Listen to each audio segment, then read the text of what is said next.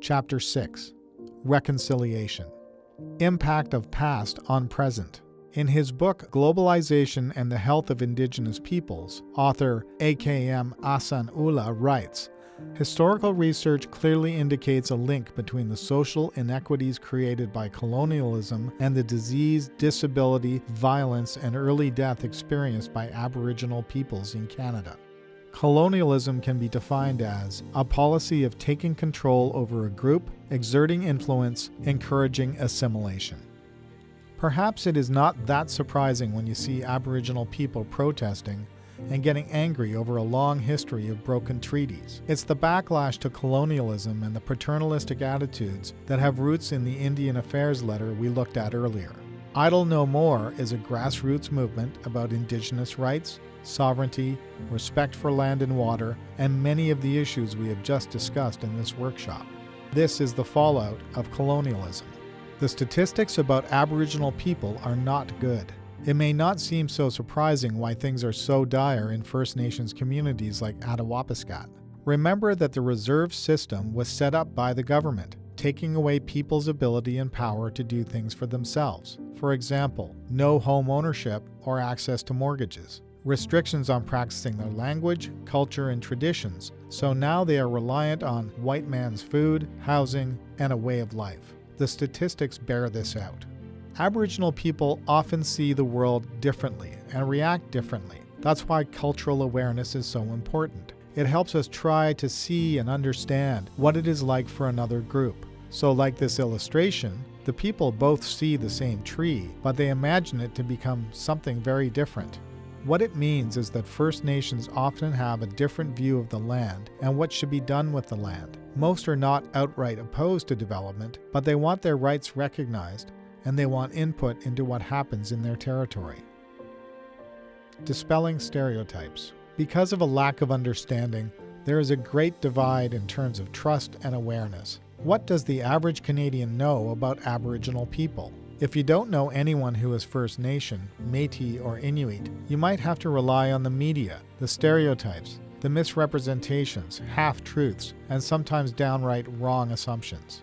Listen to what Wab Kinew has to say about some of the common stereotypes about First Nation people. Hey Canada, I'm Wab Kinew. I know I'm not your boyfriend, but wouldn't mind being your man on the side. But for this thing to work, there's 5 things you're gonna have to stop saying about my people. First thing, alcohol. The big thing that separates us here isn't the alcohol, it's the poverty. Because when a non-native person passes out, they do it at a curling club or at a Nickelback concert. But when a native person does, they do it on the street, which is shameful, but oh so comfortable. Then there's this whole idea of get over it. You know, why don't you guys just get over it? You know what, I am over it. My dad was raped in a residential school by a nun. I'm over it, but it doesn't mean that we should forget it. Then there's the long hair thing. You know, some Aboriginal people do wear their hair long as a symbol of cultural pride. Those are the natives with beautiful long straight hair. For curly-haired Ojibwe such as myself, hair clippers have been the greatest invention of the white man since the mirror. Then I often hear this question. What are you guys doing with the $7 billion? The $7 billion we give Indian Affairs, what are you guys doing with it? You know what, that money has to pay for a population the same size as New Brunswick. You know what New Brunswick spends on their population? $8 billion. And yet I never hear Canadians ask, hey New Brunswick, what are you doing with your $8 billion? Finally, one of your favorites, taxes. Guess what? I'm a status Indian. I pay income tax, I pay sales tax. I once even paid a land transfer tax. Ironic. It's all part of a much larger stereotype that Aboriginal people in Canada are getting a free ride. 140 years after the treaties, we're still waiting for the things that we were promised in those agreements to share the land. So I ask you, who's really getting the free ride? What other stereotypes have you heard before? Drunken Indians, drunk in public places, displaced from their homes and communities, hopeless. Are these really victims of colonialism and racism? Tax cheats. Tax exemptions are tied only to First Nations and arise out of treaty and the Crown's obligations. Welfare. There are few jobs. Education on reserves is substandard. The people have been demoralized, told they are not worth very much, so welfare becomes security. Can't stop development? Well, First Nations must now be included and consulted, and many First Nations are partners in some of the biggest development projects in the world. Get off the reserve. This is a complex question that could take days to discuss. The bottom line is that many people have limited options. I'm not the Indian you had in mind. There are so many stereotypes of Indians in the media and in Hollywood. If you want to see a very good documentary on this, go to the website of the National Film Board. You can download a film called Real Injun. Now, watch this 4-minute video, which also gets at this myth about the Indian, in particular about how the media and Hollywood have shaped our perceptions.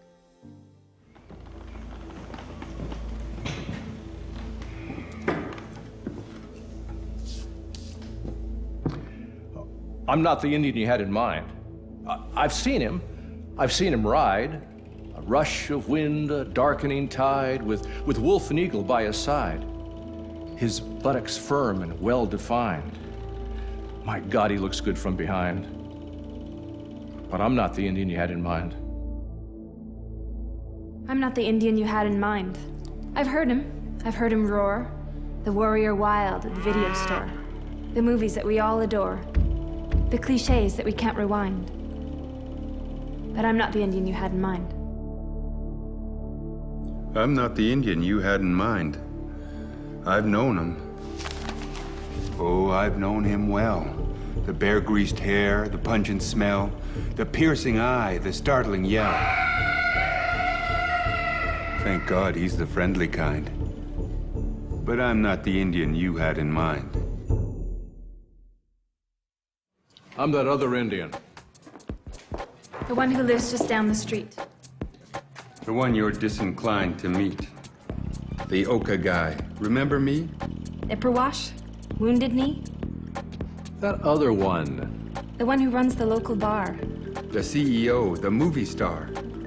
The elder with her bingo tails. The activist, alone in jail. That other Indian. The doctor. The homeless bum. The boys who sing around the drum. The relative I cannot bear. My father, who was never there. He must have hated me, I guess. My best friend's kid with FAS. The single mom who drives the bus. I'm all of these. They are us. So damn you for the lies you told, and damn me for not being bold enough to stand my ground and say that what you've done is not our way. But in the end, the land won't care. Which one was rabbit? Which one was bear? Who did the deed and who did not? Who did the shooting? Who got shot? Who told the truth? Who told the lie? Who drained the lakes and rivers dry? Who made us laugh? Who made us sad? Who made the world Monsanto mad? Whose appetites consumed the earth? Wasn't me, Wasn't me. Wasn't me. for what it's worth. Or maybe it was. But hey, let's not get too distressed. It's not as bad as it might sound. Hell, we didn't make this mess. It was given us. And when we're gone, as our parents did, we'll pass it on. You see, we've learned your lessons well. What to buy, what to sell. What's commodity, what's trash. What discount you can get for cash.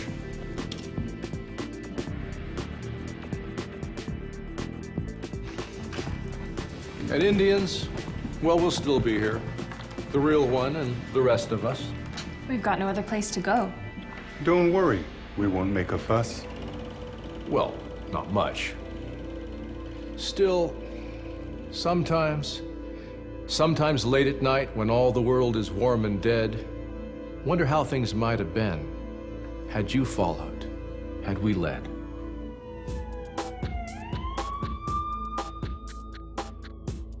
So consider, as you live your days, that we live ours under the gaze of generations watching us.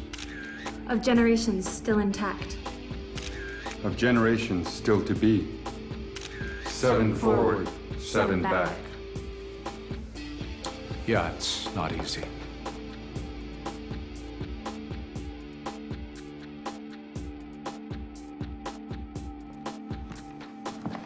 Of course, you can always go ask this buck you like so much, this Indian you idolize. Perhaps that's wisdom on his face. compassion sparkling in his eyes. He may well have a secret song, A dance he'll share. a long-lost chant. Ask him to help you save the world, to save yourselves. Don't look at me. I'm not the Indian you had in mind. I can't. I can't.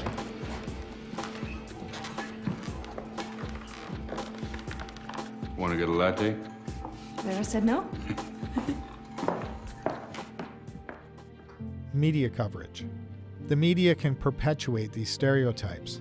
These are actual media stories. On the left is the headline in a mainstream newspaper or site.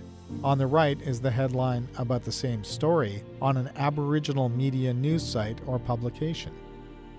Healing and resilience. We are in a new era. As Louis Riel said, "My people will sleep for 100 years, but when they awake, it will be the artists who give them their spirit back." That was more than 100 years ago. We are now seeing that healing, revitalization, and reconciliation. Think award-winning books by Joseph Boyden and Richard Wagamese. Think first ever solo shows at the National Gallery of Canada for artists such as Norval Morisseau and Alex Janvier. Think about APTN, the world's first national Aboriginal television network, making awesome Aboriginal content from all over Canada. Aboriginal people today, while the statistics are still not very good, they are improving and will continue to improve. Humor. Humor is one of the things that you'll find in every Indigenous culture in Canada. Some say it's part of survival, but there's a long history of tricksters and funny stories with First Nations, Inuit, and Métis people, and they all have humor as part of their culture and a way of seeing the world. That continues today. In this video, see if you can now pick up on and understand some of the cultural references made by Cree comedian Jerry Barrett. Please welcome Mr. Jerry Barrett.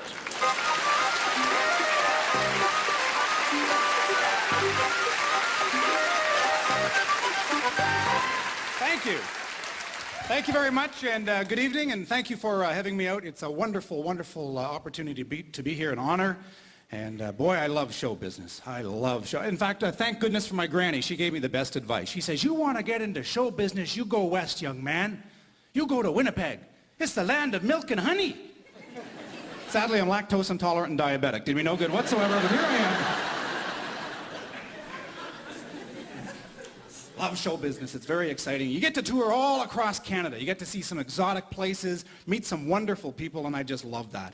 I just love that. But you know what? When I go to a town, I go to a new city, and they see me. "Oh, you're an Aboriginal comedian. Well, welcome to town." You know, and I'm like, well, you know, traditionally, in our culture, we don't have stand-up comics. We have storytellers.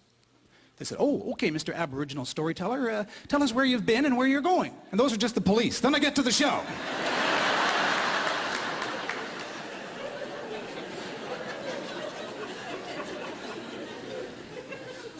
But I bring you greetings from my First Nation. I'm a proud member of the Saugeen First Nation in Southern Ontario. And it's nice to... Which? And I see some youth here. I see some youth, and that's... I love acknowledging the youth. You've got a wonderful journey ahead of you. I remember when I was a youth, had some magical experiences. 1965, I was abducted by aliens. Pretty scary stuff. Abducted by... Sorry. Abducted. I'm sorry, I meant to say I was adopted by white people.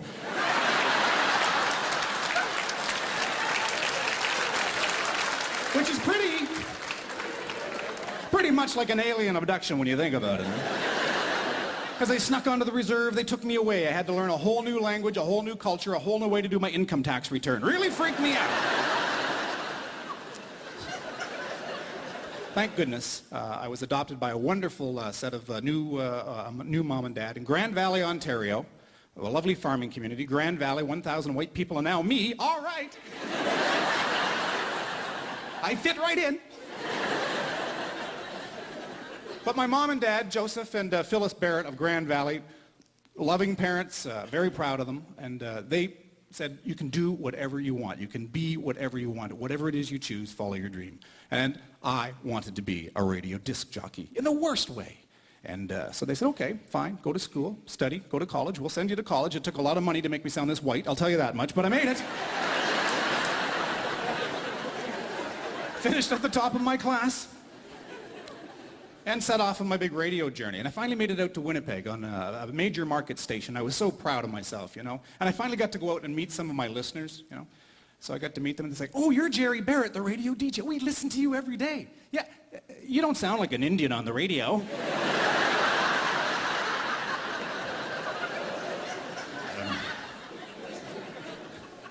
So I got into showbiz. I thought if I went out and did stand-up comedy, perhaps I could reverse some of the stereotypes that people might have about Aboriginal people. But while stand-up comedy wasn't really my first choice for entertainment, I wanted to be an exotic dancer. An exotic dancer. And then my wife said, you can't be an exotic dancer. And I said, why not? She says, do a little spin, Ojibwe man. I'm like, okay. She says, you have no bum. It's all fun.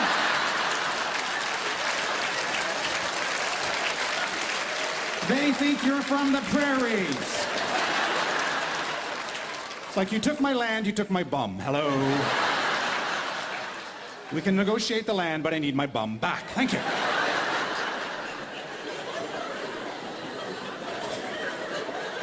Sorry you had to see that. I'm a little bit older now, so I'm starting to, maybe think about something to do, another challenge in my life. And I don't know, maybe I'm crazy, but I'd like to become Canada's very first Aboriginal Prime Minister. What do you think about that, huh? Sure. Vote for me. Free Slurpees for everybody. Come on, let's go. Can you imagine if I ran for Prime Minister and actually won? All the weird telephone calls I get the very first day in office. Hi there, Prime Minister Big Bear speaking. How you doing? Huh? What? Thousands of buffalo charging up the Trans-Canada Highway? Cool. Yeah, I know. I put them there. No, don't shoot them. They were here first. Read a book or something. It would never... Hi there, Prime Minister Big Bear speaking. Oh, Jean Chrétien. You enjoying your retirement? Huh? You don't like it on the reserve.